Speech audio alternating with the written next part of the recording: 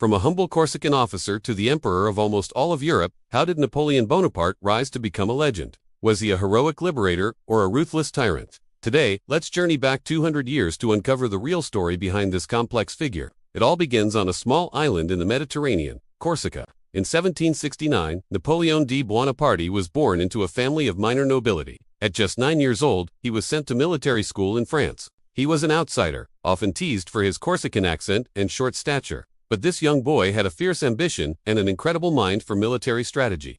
He devoured books on history and tactics, dreaming of the great commanders of the past. Little did anyone know, he was destined to surpass them all. The French Revolution was the perfect storm for a man like Napoleon. The old order was crumbling, and France was in chaos. In this turmoil, talent, not birthright, was what mattered. Napoleon seized his chance. His first real taste of glory came in 1793, at the Siege of Toulon. The city had rebelled against the revolutionary government and was occupied by British forces. The French army was stuck. Napoleon, then just a 24-year-old artillery captain, devised a brilliant plan. He saw a strategic point that everyone else had missed. By capturing it, he could force the British fleet to abandon the harbor. His plan worked perfectly. Toulon fell, and Napoleon was hailed as a hero. He was promoted to brigadier general overnight.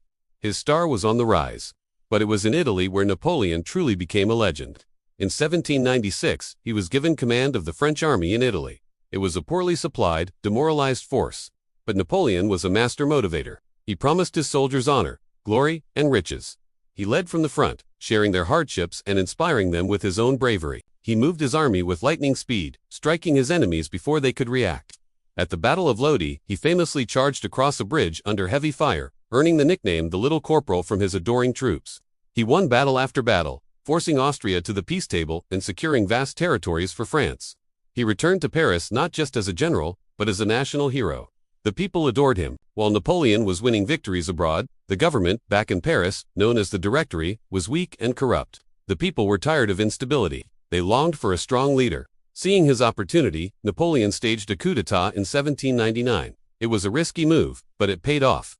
He overthrew the Directory and established a new government, the Consulate. He named himself First Consul, effectively making him the ruler of France. At just 30 years old, Napoleon held the fate of a nation in his hands. As First Consul, Napoleon proved to be as brilliant a statesman as he was a general. He set about rebuilding France from the ashes of revolution. He centralized the government, reformed the banking system, and supported science and the arts.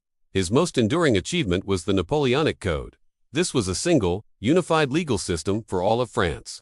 It guaranteed property rights, religious toleration, and equality before the law for all male citizens. It was so revolutionary that it has still the basis for the legal systems in many countries around the world today. He was bringing order and stability, and the French people loved him for it. But Napoleon's ambition knew no bounds. He wasn't content with just ruling France. He dreamed of an empire.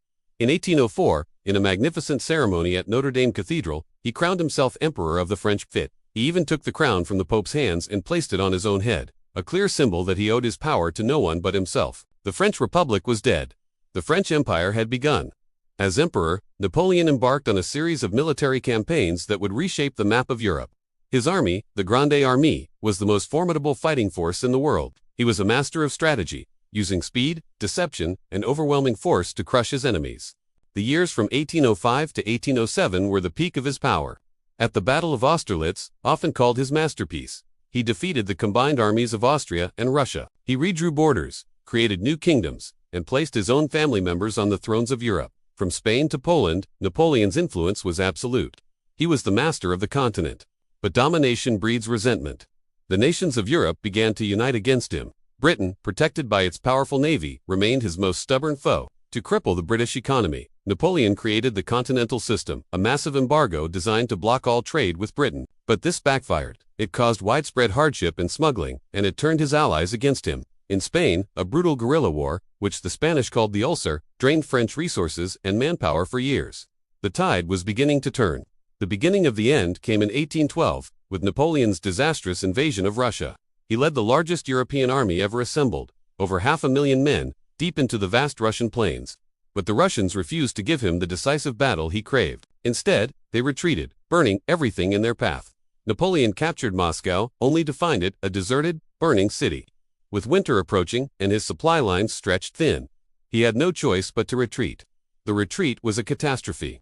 Starvation, freezing temperatures, and relentless Russian attacks decimated the Grande Armée of the more than 500,000 men who marched into Russia. Fewer than 100,000 made it out. Napoleon's aura of invincibility was shattered.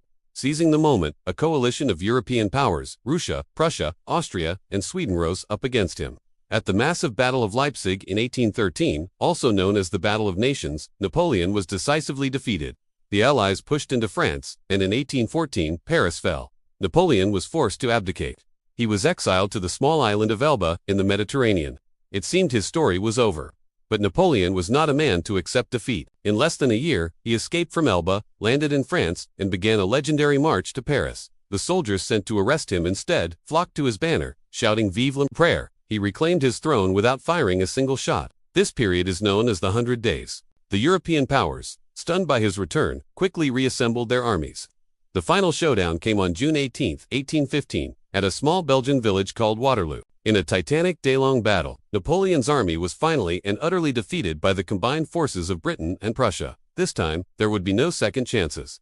Napoleon was exiled to the remote, windswept island of St. Helena in the middle of the Atlantic Ocean. He spent the last 6 years of his life there, dictating his memoirs and crafting his own legend before dying in 1821. So, what is Napoleon's legacy?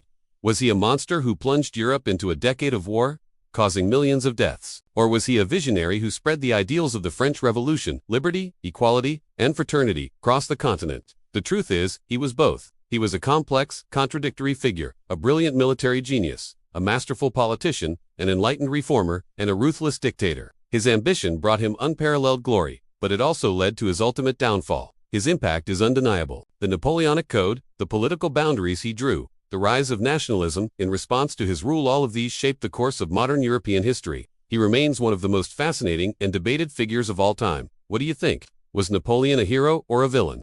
Let me know your thoughts in the comments below. Thanks for watching, and if you enjoyed this journey into history, don't forget to like, subscribe, and hit that notification bell for more. See you next time.